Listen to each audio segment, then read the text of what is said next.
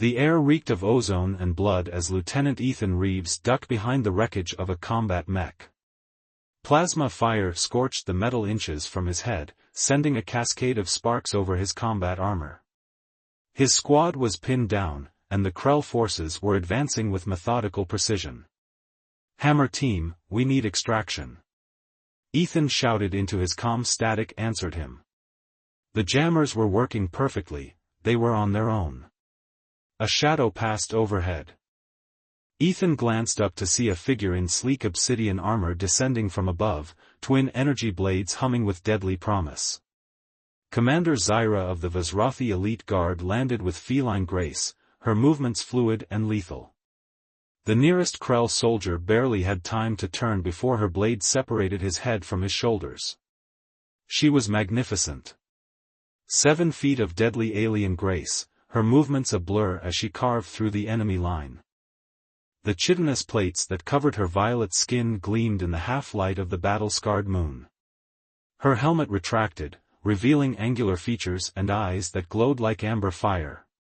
Those eyes locked on his for a heartbeat.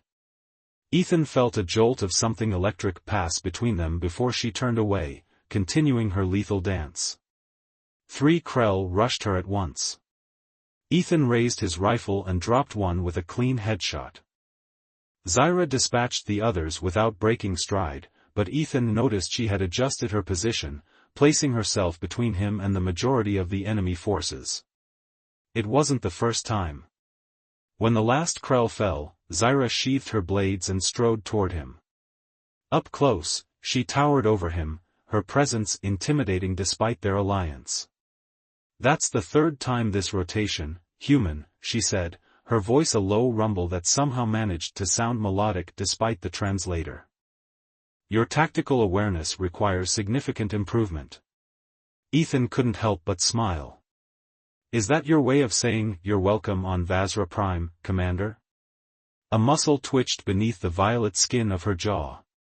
"I eliminated a tactical vulnerability. Your death would have compromised the flank." "Of course," Ethan replied, his smile widening. "Pure strategy." Her eyes narrowed. "Do not mock Vizrathi battle doctrine, Lieutenant. We do not indulge in your species' emotional attachments. They are inefficient at best, fatal at worst." She turned to leave, but Ethan stepped forward. Strange, though. There were 15 other tactical vulnerabilities in this sector. Yet here you are, saving my particular weakness for the 3rd time this month. Zyra stiffened, her back to him. For a moment, she said nothing, and Ethan wondered if he'd pushed too far. Then she glanced over her shoulder, her expression unreadable. "Perhaps I find your particular brand of incompetence especially irritating," she said. But something in her tone lacked conviction. Before Ethan could respond, her comm chimed. She pressed a talon to her ear and listened, then nodded sharply. "Command has new orders," she said, "all business once more. Our units are being reassigned. Joint mission. High priority." Ethan raised his eyebrows. "We're working together? Officially?" "Unfortunately." The word carried a weight that seemed excessive. "Briefing at 0800. Do not be late." She activated her jump pack and was gone in a burst of propulsion, leaving Ethan staring after her.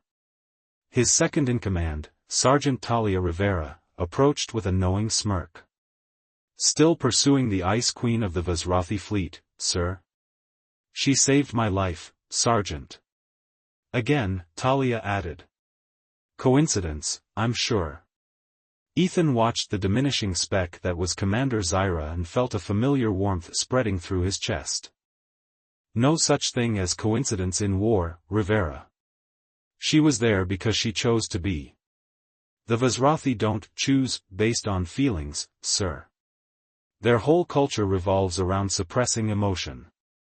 And yet, Ethan murmured, she keeps finding reasons to save one particular human. That night, in his quarters aboard the Alliance carrier Intrepid, Ethan reviewed Zyra's service record for the 10th time. Decorated commander, undefeated in ritual combat, ruthlessly efficient. Cold and calculating, according to every assessment. And yet he'd seen something flicker behind those amber eyes, something that contradicted everything the Vizrathi claimed to be. Tomorrow they would begin a mission together. Close quarters, high stakes. For the first time, they'd be working side by side rather than across a battlefield. Ethan smiled to himself. If there was something beneath Commander Zyra's icy exterior, something she was fighting as hard as any enemy, he would find it. Even if it killed him.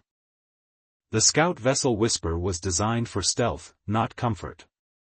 At barely 40 meters in length, its cramped corridors and shared facilities made avoiding one's fellow crew members nearly impossible. For Commander Zyra, this was proving to be an exercise in frustration. "You're breathing too loudly," she growled, not looking up from the tactical display. Ethan, seated across from her in the tiny command center, raised an eyebrow. "I wasn't aware respiration had volume regulations in Vizrathi protocol." "Everything has regulations," she replied curtly, but her talons tapped a restless rhythm on the console. 3 days into their mission to locate and neutralize a prototype Krell weapon, and the tension between them had only intensified. Zyra had taken to spending her off hours in the cargo bay, going through combat forms that left her muscles burning and her mind blissfully empty. Anything to avoid the confusing sensations that arose whenever Ethan entered a room. "The latest scans show unusual energy signatures in the Tarsus belt," Ethan said, swiping data across to her screen. "Could be our target." Zyra studied the readings, grateful for the distraction. "The radiation patterns match intelligence reports. Adjust course to intercept." As Ethan input the coordinates, his hand brushed against hers. A jolt of sensation made her withdraw sharply, as though burned. "Sorry," he murmured, though his expression suggested he was anything but. "Tight quarters." Zyra's translator didn't catch the slight inflection in his tone, but something in her responded to it nonetheless. A treacherous warmth that Vizrathi training demanded she suppress. "Focus on the mission, Lieutenant," she said, her voice deliberately cold. "The weapon we seek could turn the tide of this war. Your human distractions are irrelevant." Ethan's easy smile faltered. "Is that what I am to you? A distraction?" The question hung between them, heavier than it should have been. Zyra found herself unable to meet his gaze. The ship's alarm saved her from answering. Red lights pulsed as the tactical display lit up with approaching signatures. "Krell interceptors," Ethan announced, already moving to the weapons station. "They must have detected our approach." Zyra slid into the pilot's seat. "Taking evasive action. Prepare to return fire." The Whisper banked hard, diving toward the planetoid below. 3 Krell fighters gave chase, their energy weapons lancing through the darkness. Zyra's hands flew over the controls, her species-enhanced reflexes pushing the ship beyond its design parameters. "They're hurting us," Ethan called out, his voice steady despite the chaos. "Pattern suggests they want us." An explosion rocked the ship, cutting him off. The main drive flickered and died. "Planetside," he finished grimly. Zyra fought the controls as the craft tumbled toward the barren moon below. "Auxiliary power to forward shields. Brace for impact." The Whisper hit the surface hard, skidding across jagged terrain before coming to rest against a rock formation. Emergency lights bathed the command center in crimson as damage reports flooded the still-functioning displays. Ethan picked himself up from the floor, a gash across his forehead sending blood trickling down his face. "Status?" Zyra consulted the readouts, ignoring the strange twist in her chest at the sight of his injury. "Drive core is offline. Communication array destroyed. Life support functional but compromised." She activated her armor systems. "The Krell will send ground forces to confirm our destruction. Then we need to be elsewhere," Ethan said, retrieving his rifle from where it had fallen. Any suggestions? Zyra's helmet formed around her head, sensors already scanning the alien landscape. My people conducted a survey of this moon decades ago. There's a network of caves 5 kilometers east that could provide shelter and concealment. They gathered what supplies they could carry and abandoned the ship just as the first Krell landing craft appeared in the sky above. Moving under cover of the moon's perpetual dust storms, they made their way across the broken terrain. The cave system was exactly where Zyra remembered, a twisted labyrinth of tunnels carved by ancient lava flows. They made camp in a chamber deep enough to hide their heat signatures from scanners, setting up the portable heater from their emergency kit. As night fell outside, the temperature dropped precipitously. Ethan shivered despite the heater's efforts. "Your environmental suit is damaged," Zyra observed, watching him attempt to repair a tear along the shoulder seam. "I'll manage," he replied, but his teeth chattered as he spoke. Zyra hesitated, internal conflict written across her features. Then, with a sound that might have been resignation, she unfastened her outer armor. "Vazrothi body temperature runs higher than human baseline," she said stiffly. "Proximity will prevent hypothermia." Ethan stared at her, surprise evident. "Are you suggesting we cuddle, Commander?" "I am suggesting a tactical solution to environmental hazards," she corrected sharply. "Nothing more." A smile played at the corners of his mouth. "Of course. Pure strategy." Reluctantly, she settled beside him, her larger frame curving protectively around his. The sensation was not unpleasant. His skin was cooler than hers, but the contrast created an interesting harmony where they touched. "Thank you," Ethan said softly after a while. "For saving me." Again. Zyra was glad her face was hidden in shadow. "The mission requires your technical expertise. Your survival is necessary." He chuckled, the sound vibrating through her. "You know, for someone who claims to have no emotions, you work awfully hard to justify your actions." "Vazrothi do not claim to have no emotions," she corrected, surprising herself with the admission. "We acknowledge they exist, but choose to master them rather than be mastered by them." "And how's that working out for you?" His question was gentle, without mockery. Zyra found herself speaking before she could stop the words. "Less effectively since meeting you, Lieutenant Reeves." The silence that followed was filled with unspoken implications. Ethan shifted slightly, turning to face her in the dim light. His eyes searched hers, unreadable in the darkness. "Zyra," he said, using her name without rank for the first time. "Why did you really volunteer for this mission?" The question struck at something deep and vulnerable. Zyra felt her carefully constructed walls wavering. A distant explosion interrupted her. Both warriors were instantly alert, reaching for weapons. "They found the ship," Ethan whispered. Zyra's night vision caught movement at the cave entrance far above. "And they're tracking us. We need to move deeper." As they gathered their gear, Zyra pushed away the moment of weakness. Yet as they ventured further into the darkness, she couldn't deny that something had shifted between them, something that no amount of Vazrothi discipline seemed able to contain. Whatever she'd been about to confess would have to wait. But as she followed Ethan into the depths of the cave system, Zyra wondered if she'd already revealed more than she intended simply by being here, by choosing to save this one particular human again and again.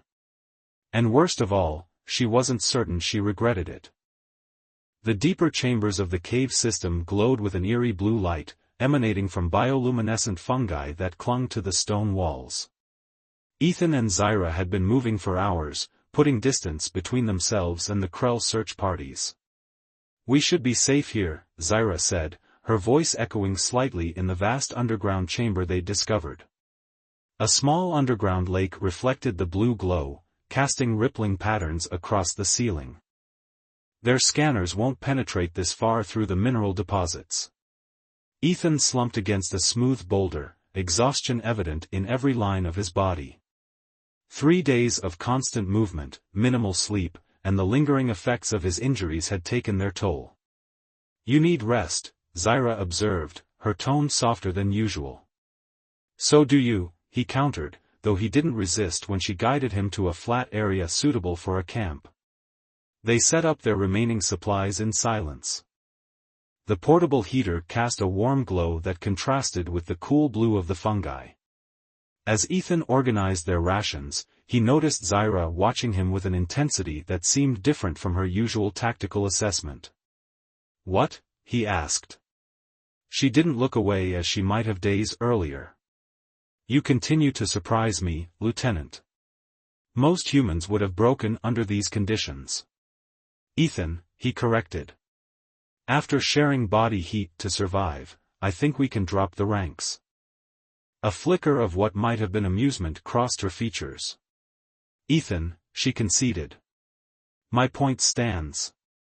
He shrugged, wincing as the movement aggravated his wounded shoulder. "You learn to adapt in special operations. Though I admit, being hunted by Krell on an airless moon while protecting a Vizrathi commander wasn't covered in basic training." "Protecting me?" Her brow ridge rose. "I believe our current situation suggests otherwise." "Mutual protection, then," he amended with a smile. They ate their rations in companionable silence.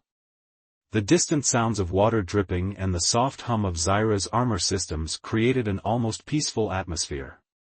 It was easy to forget they were stranded and hunted. "Tell me about Vazra Prime," Ethan said suddenly. "Not the tactical briefings or cultural notes in our databases. The real place. Your home." Zyra stilled, her amber eyes reflecting the blue light of the cavern. For a moment, Ethan thought she would refuse.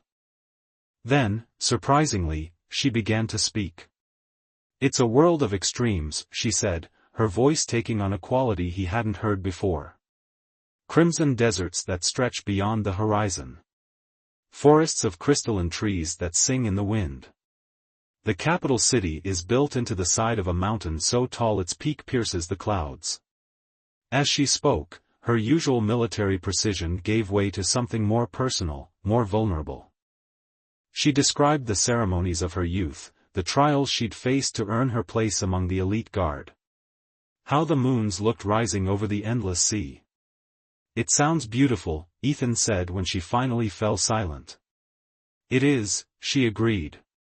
"But also harsh. Unforgiving of weakness." Her eyes found his. "Your world?" Ethan told her of Earth's oceans and mountains, of rainstorms and snow. Of growing up in a small coastal town where he'd spent summers swimming in the Pacific. Of his decision to join the military after the Krell destroyed a neighboring colony. "My sister was there," he said quietly. "Visiting friends. They never found her body." Zyra's hand moved as if to reach for his, then stopped. But she didn't pull back completely. "I lost my clutch sister in the Battle of Taziran Reach," she said. "The Krell have taken much from both our peoples." Their hands were inches apart now. Ethan closed the distance, his fingers brushing against her taloned ones. To his surprise, she didn't withdraw. "Perhaps this is why we fight," she murmured, looking at their joined hands rather than his face. "Not just for survival, but for all that might be, if the war ended." The moment hung between them, fragile and profound. Then Zyra's head snapped up, her senses alert to a danger Ethan couldn't yet perceive. "Movement," she whispered, withdrawing her hand and reaching for her weapon. Ethan listened intently. Now he could hear it too, a skittering sound, like many legs moving across stone. "Krell?" "No." Zyra's expression was grim. Indigenous life form. Predatory, from the sound. They had barely gotten to their feet when the creatures burst into the chamber, arachnid-like beings with too many legs and glistening mandibles. Zyra's blades materialized as Ethan raised his rifle. The battle was chaotic and swift. Ethan dropped 3 of the creatures before they closed to melee range. Zyra moved like liquid death, her blades severing limbs and carapaces with precision. They fought back to back, a perfect harmony of different combat styles. Neither saw the largest creature approach from above until it was too late. It descended on silken thread, mandibles aimed for Zyra's exposed neck. Ethan saw it in his peripheral vision and acted without thought, shoving her aside and raising his arm to shield her. The creature's fangs sank deep into his forearm. Searing pain shot through him as venom entered his bloodstream. He fired point-blank into its bulbous body, the creature's fluids spraying across his armor as it died. Zyra dispatched the last attacker and turned to see Ethan staggering, his face already pale. Ethan. For the first time, real emotion colored her voice, fear, raw and unmistakable. He tried to smile, but his legs gave way. Zyra caught him before he hit the ground, lowering him gently. Not my most tactical decision, he managed, his voice already slurring. Why? She demanded, examining the wound. The flesh around the punctures was turning a sickly purple.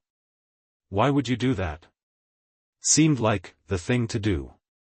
His eyes were struggling to focus on her face. Couldn't let you get hurt. Zyra's expression shifted through confusion, anger, and something deeper. Foolish human, she whispered, but her touch as she cradled his head was gentle. The venom acts quickly, she said, more to herself than to him. Standard antitoxins won't work on something indigenous. Ethan could feel his consciousness slipping away. The pain was receding, replaced by a dangerous numbness. Sorry to complicate the mission. Zyra's face hardened with decision. There is a way, she said. A Vizrathi technique. It is forbidden to use with non-Vizrathi. The healing bond creates a temporary connection between minds. Sounds intimate, Ethan murmured, his eyes closing. It is. Her voice was barely audible. And once formed, such bonds leave traces. Emotional resonances that can never be fully severed. Ethan's eyes fluttered open one last time. Do it, he whispered. Trust you. As darkness claimed him, the last thing he saw was Zyra removing her armor's gauntlets, revealing the intricate patterns etched into her violet skin, patterns that began to glow with inner light as she placed her hands on either side of his face. Forgive me, she whispered, and the world dissolved into light and sensation. Ethan floated in a sea of consciousness that was not entirely his own. Memories flashed around him, some his, some alien yet somehow familiar. He saw himself through Zyra's eyes, felt her confusion at the unfamiliar emotions he stirred in her. The fear that these feelings represented a failure of discipline. The greater fear that they might be something her people had forgotten how to value. He felt her admiration for his resilience, her respect for his skills. And underneath it all, a current of something deeper, a longing she refused to name even in the privacy of her own thoughts. When Ethan awoke, he was alone by the dimming heater. The venom's effects had vanished, leaving only a dull ache where the creature had bitten him. He sat up slowly, his mind flooded with half-remembered impressions from the healing bond. Zyra stood at the edge of the underground lake, her back to him, rigid and still. How long was I out? He asked, his voice rough. She didn't turn. Approximately 7 hours. The venom has been neutralized. Ethan rose unsteadily to his feet and approached her. Zyra, what I experienced during the bond was a hallucination, she cut him off sharply. A side effect of the technique and the venom. Nothing more. I don't believe you. He moved to stand beside her, close enough to see her reflection in the still water. Her expression was a mask of control, but her eyes betrayed her. What you believe is irrelevant, she said. We should move soon. The Krell will have expanded their search parameters. Ethan reached for her hand, but she pulled away. It was necessary to save your life, she said, voice brittle. Do not mistake necessity for anything else. I felt what you feel, he said quietly. You can deny it, but we both know the truth. For an instant, her composure cracked, vulnerability and longing visible in equal measure. Then the warrior's mask slammed back into place. Ready your gear, she ordered. We move in 20 minutes. As she strode away, Ethan watched her go with newfound understanding. The walls she had built weren't just cultural conditioning, they were protection against the very feelings now raging inside her. Feelings for him. And despite her denials, despite her retreat into cold professionalism, the bond had revealed one inescapable truth: Commander Zyra, the fearsome Vizrathi warrior, had been fighting a losing battle against her heart from the moment they'd met. 10 days after their crash landing, Ethan and Zyra finally reached their objective. The Krell weapon facility was nestled in a ravine, its entrance disguised among the jagged rock formations that dominated the moon's surface. Minimal external guards, Zyra observed as they surveyed the complex from a ridge half a kilometer away. They rely on the moon's hostile environment for protection. Ethan adjusted the settings on his tactical scope. I'm detecting significant power signatures below ground. Multiple levels, heavily shielded. The weapon would be kept in the lowest level, Zyra said. Maximum security, minimal access points. They had barely spoken of the healing bond since that night in the cave. Zyra had retreated behind a wall of military professionalism, discussing only tactics, terrain, and mission parameters. But Ethan had caught her watching him when she thought he wasn't looking, her amber eyes filled with conflict she couldn't fully conceal. We'll need a distraction to access the main entrance, Ethan said, focusing on the mission. The service tunnels here, he indicated a point on their crude map, might provide an alternative route. Zyra nodded her agreement. I will create the distraction. You infiltrate through the service tunnels and locate the weapon. Splitting up is risky, Ethan countered. We've made it this far by watching each other's backs. Something flickered in Zyra's expression, perhaps remembrance of his intervention against the cave predator. This is not open for debate, Lieutenant. It maximizes our chances of mission success. Before Ethan could argue further, their comm units, silent since the crash, suddenly crackled to life. Attention Alliance and Vizrathi personnel, a familiar voice transmitted. This is Captain Reza Novak of the Alliance vessel Adamant. Respond on this frequency if you receive. Ethan met Zyra's surprised gaze. They found us, he said, activating his transmitter. Novak, this is Reeves. Commander Zyra and I are alive. We've located the target facility. Copy that, Lieutenant, Novak replied, relief evident in his voice. Maintain position. Extraction team incoming to your coordinates. As he deactivated the comm, Ethan couldn't help grinning. Looks like we're getting reinforcements. But Zyra's expression had grown distant, almost troubled. Yes, she said. Fortunate timing. The extraction team arrived within hours, a joint force of Alliance Marines and Vizrathi warriors. They established a perimeter camp half hidden among the rock formations, deploying sensor jammers to mask their presence from Krell detection systems. Captain Novak, a stocky man with a closely trimmed beard, greeted them with evident relief. When we lost contact with the Whisper, Command feared the worst, he said. Finding you both alive is nothing short of miraculous. But the Vizrathi commander who accompanied him, Sub-Marshal Tarvek, was far less welcoming. His towering frame dwarfed even Zyra's, and the ceremonial scars that marked his gray-violet skin spoke of countless victories in combat. Commander Zyra, he said, using their native language. You will report for immediate debriefing and psychological evaluation. Ethan, whose translator rendered the words perfectly, stepped forward.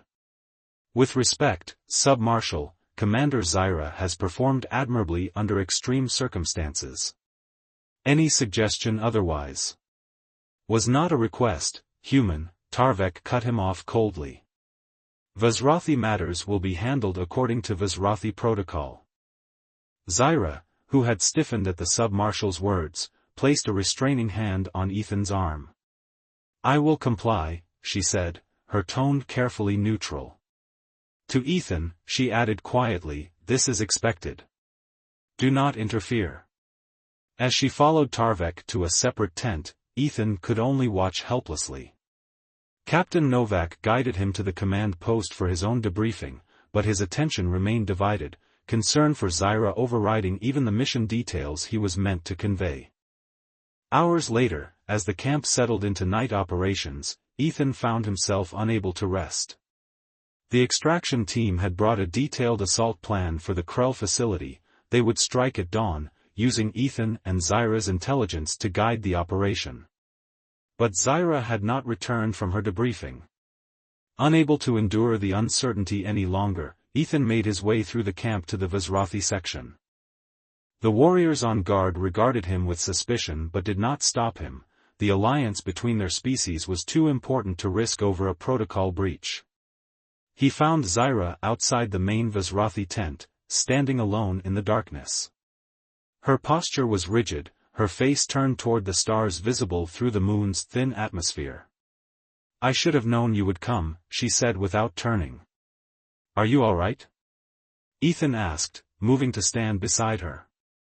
Tarvek seemed less than pleased. A bitter smile touched her lips.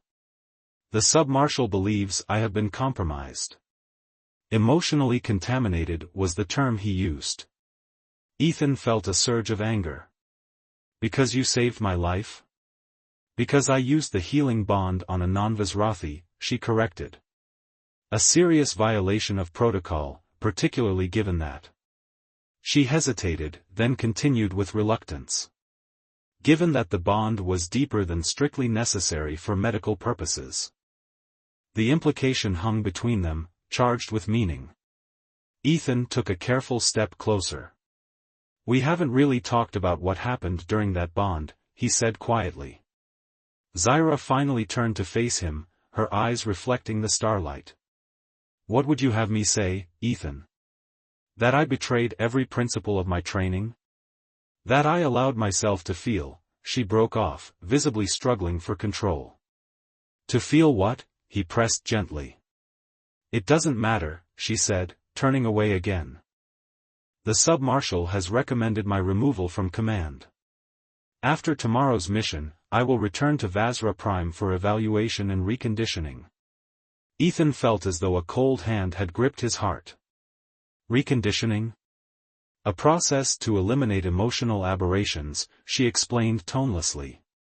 Quite effective, I'm told. Though side effects can include memory loss related to the triggering events. They want to make you forget me, Ethan realized, horror dawning. Everything we've been through. It is for the best, Zyra said, but the words rang hollow. Vizrathi do not permit themselves to want as I have wanted. To feel as I have felt. Without thinking, Ethan reached for her hand. This time, she didn't pull away. What you felt in the bond, he said softly. The connection between us. It wasn't just you, Zyra. I've felt it from the beginning, since that first time you saved me on the battlefield.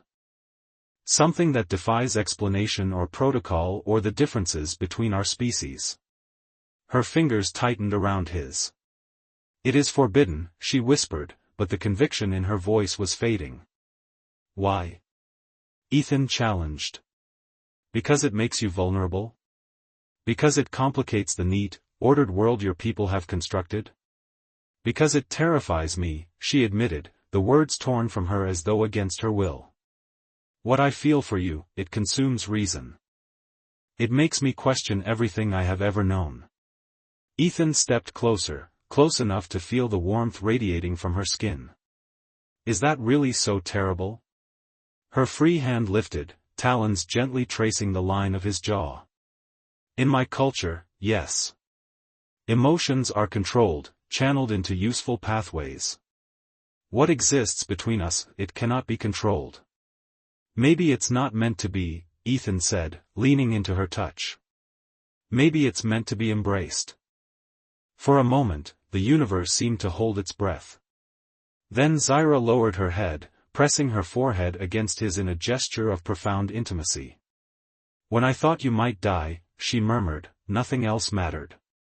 Not duty, not honor, not the years of training that taught me to value the mission above all else. In that moment, you were all that existed for me. Ethan's hands moved to frame her face, guiding her lips to his.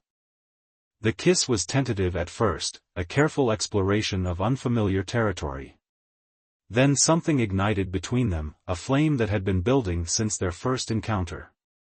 Zyra's arms encircled him, lifting him effortlessly as the kiss deepened. Her skin was fever-warm against his, her breathing ragged as they finally broke apart. I have fought this for so long, she confessed, her voice husky with emotion. Denied it. Buried it beneath duty and discipline. But it remains, stronger than my will to resist. Ethan smiled, his heart soaring. Then stop fighting, he suggested. For once, Commander, surrender might be the wisest tactical decision. A sound between a laugh and a sob escaped her. If only it were so simple. My people. An alarm cut through the night, harsh and urgent. Zyra's head snapped up, instantly alert. Perimeter breach, she said, already reaching for her weapons. The Krell. The explosion came without warning, a flash of searing light that threw them both to the ground. As Ethan struggled to his feet, he saw Krell forces pouring into the camp, their chitinous armor gleaming in the firelight of burning tents. But these weren't the mindless drones they usually faced in battle. These moved with purpose, with intelligence. They're targeting you, Zyra realized, pulling Ethan behind cover as energy blasts scorched the ground where they'd stood. This isn't a random attack. They're hunting you specifically. Confusion crossed Ethan's face. Me? Why would they? Because they know, a new voice interrupted. Sub-Marshal Tarvek emerged from the shadows, his armor scorched but intact. They know what she has done. Zyra pushed Ethan behind her, her posture defensive. What are you talking about?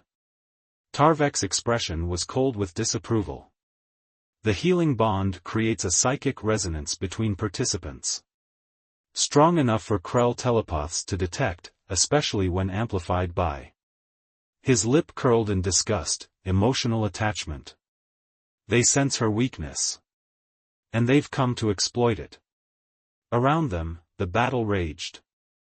Alliance and Vizrathi forces rallied, pushing back against the Krell assault, but the attackers were relentless in their focus on Ethan's position.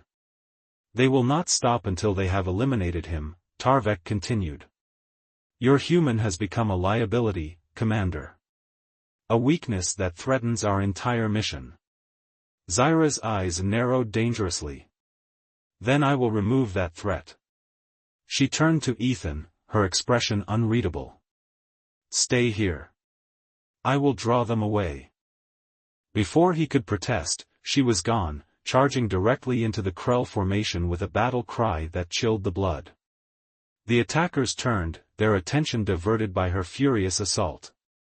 Tarvek's hand closed on Ethan's shoulder with bruising force. You see? Even now, she places your safety above the mission. Above her own people's values. Let go of me, Ethan growled, trying to break free. She needs backup. What she needs is to remember who she is, Tarvek countered. A warrior of Vazra, not some lovesick. The sub-marshal never finished his sentence. A Krell energy blast struck him squarely in the chest, throwing him backward. As he fell, Ethan saw a group of Krell elites moving toward him, their weapons raised.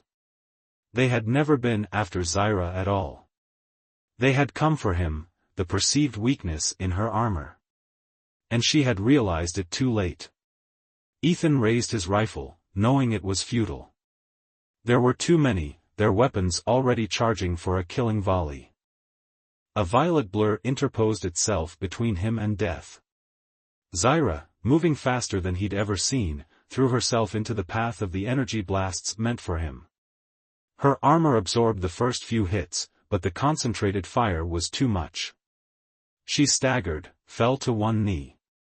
Still, she did not yield.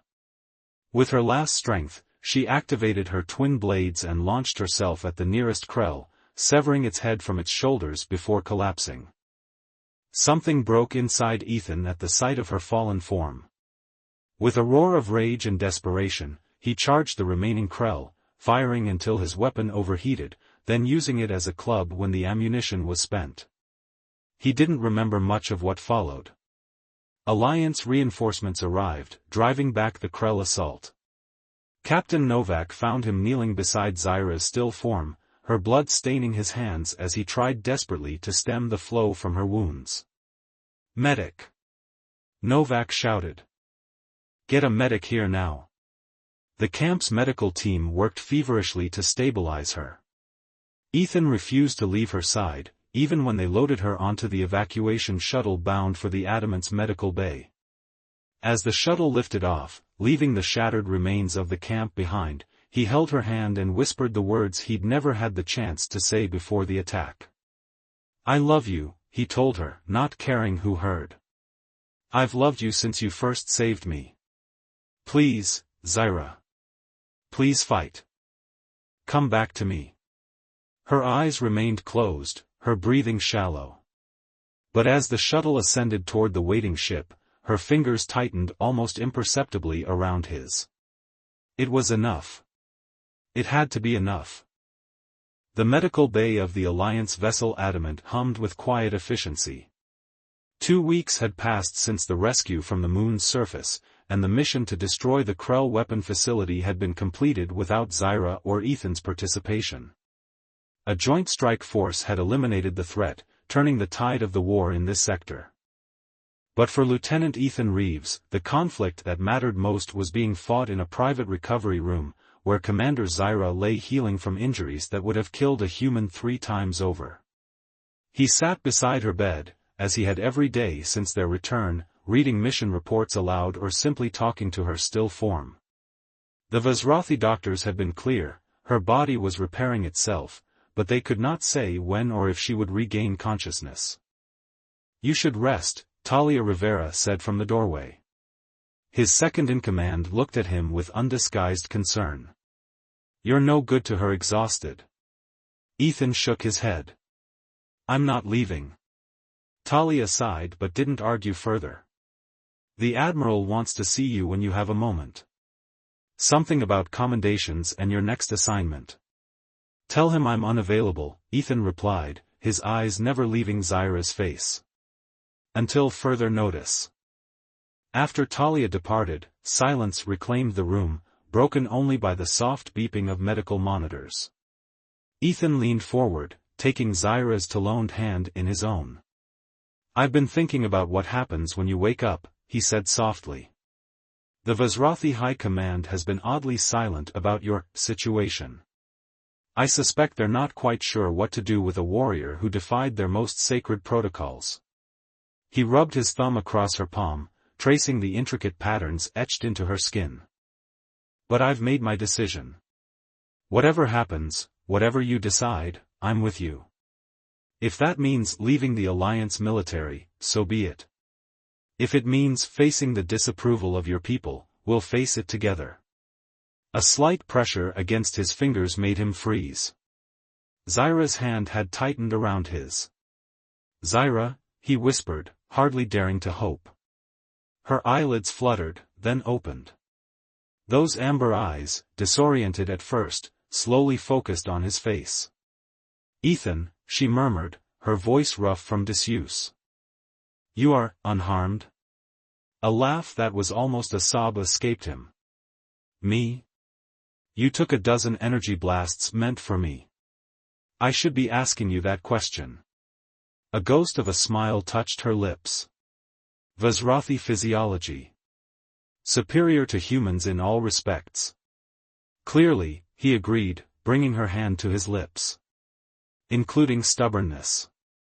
She studied their joined hands, then his face, as though reconciling memory with present reality. The Krell? Driven back. The weapon facility destroyed. We won, at least this battle. Zyra nodded, satisfaction evident in her expression. Then a shadow crossed her features. Sub-Marshal Tarvek? Didn't make it, Ethan said.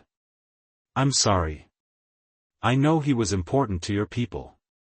She was quiet for a moment, absorbing this. He died as a warrior should.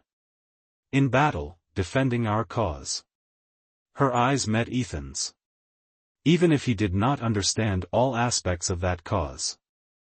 Before Ethan could respond, the door slid open to admit an imposing figure, Fleet Admiral Darian Loran, Supreme Commander of Alliance forces in the sector.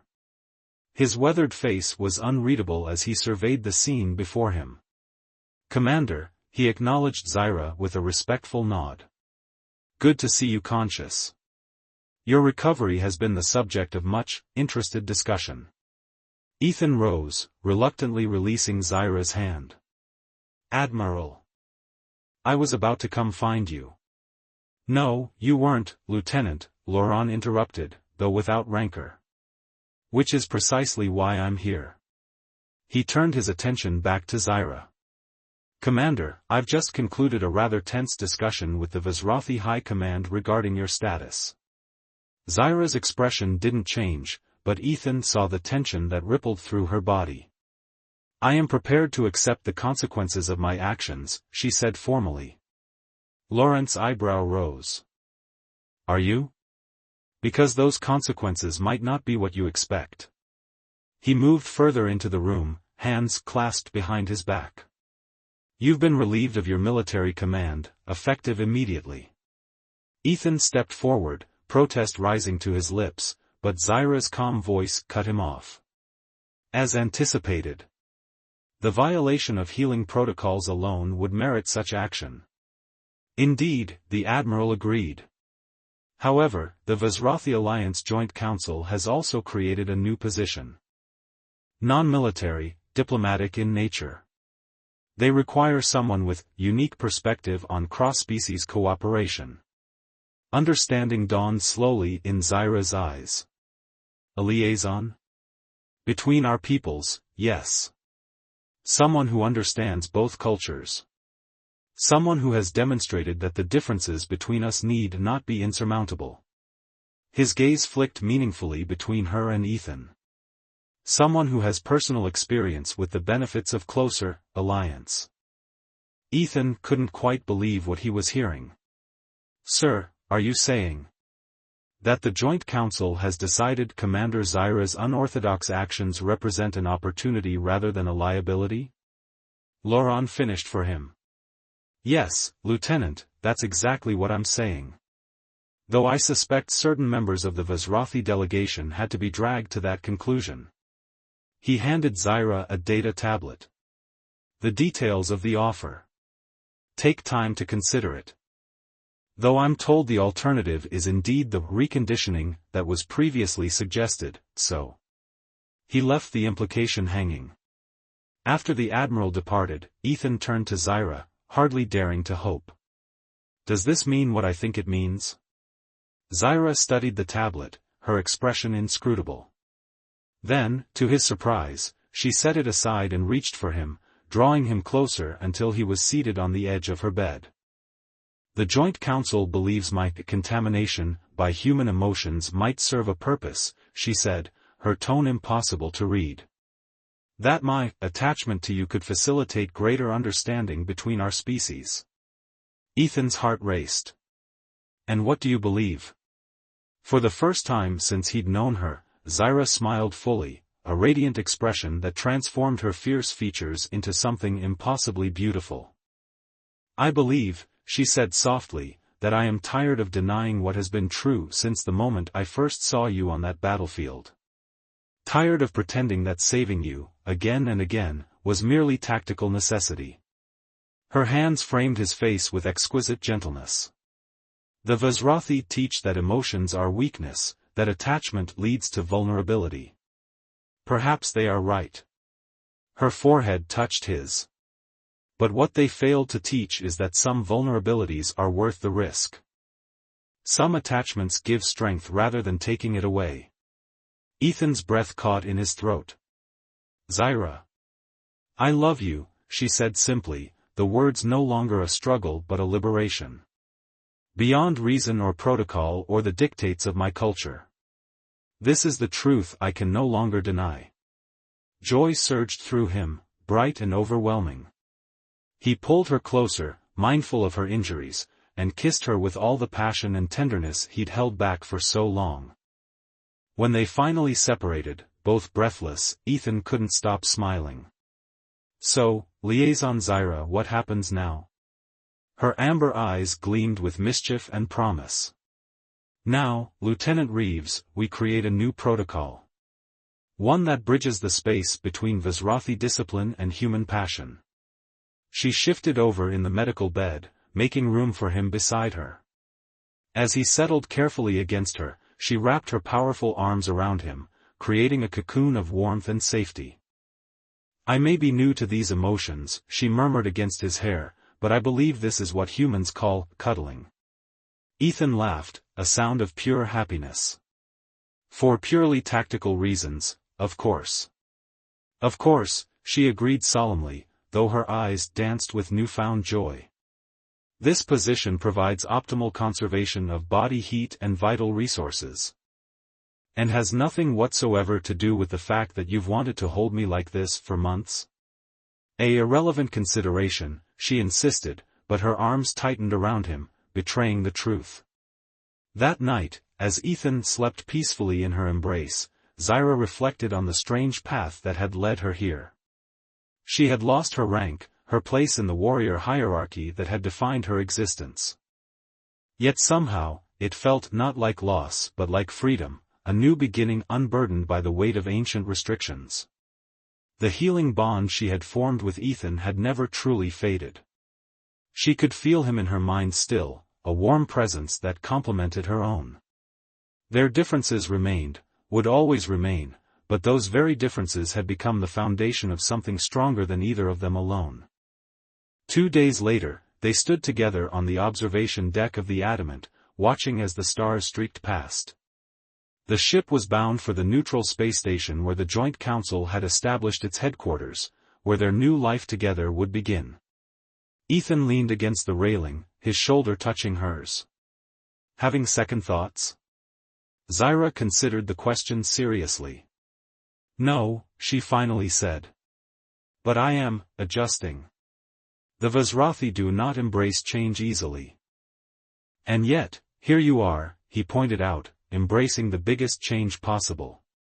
She turned to face him fully, taking in every detail of his features as though memorizing them anew. When I fought alongside you, when I saved you on the battlefield, I told myself it was logical. Tactical. That I was merely eliminating a vulnerability. Her hand found his, fingers intertwining. I was right, in a way. You were my vulnerability, the one person who could breach the walls I had built around my heart. But in attempting to protect that vulnerability, I found something I never expected. What's that? Ethan asked softly. Strength, she answered. The kind that comes not from isolation but from connection. From allowing oneself to be known, to be loved. She leaned down, pressing her lips to his in a gesture that still felt new and wondrous. The kiss deepened, her arms encircling him with possessive tenderness. When they broke apart, she no longer tried to hide the emotion in her eyes. I am Vizrathi, she said. I will always value discipline, precision, tactical excellence. But you have taught me that there is power in vulnerability. That caring, loving, is not weakness but its own kind of strength. Ethan's smile was radiant as he pulled her closer. Does this mean you'll stop pretending you don't care? Zyra laughed, the sound still unfamiliar but increasingly natural. Perhaps. Though I make no promises about maintaining a proper warrior's dignity in public. And in private? He asked, his voice dropping to a whisper. Her eyes darkened with heat. In private, my human, we shall explore all the benefits of our alliance. In thorough and exhaustive detail. As his breath caught at the promise in her words, Zyra lifted him effortlessly, carrying him toward their quarters with purposeful strides. She had spent too long denying what she felt, pretending not to care when her heart betrayed her at every turn. No more pretense. No more denial. What lay between them was real and powerful and worth fighting for, worth changing for. The alien warrior loved him. And finally, gloriously, she no longer pretended not to care. The end.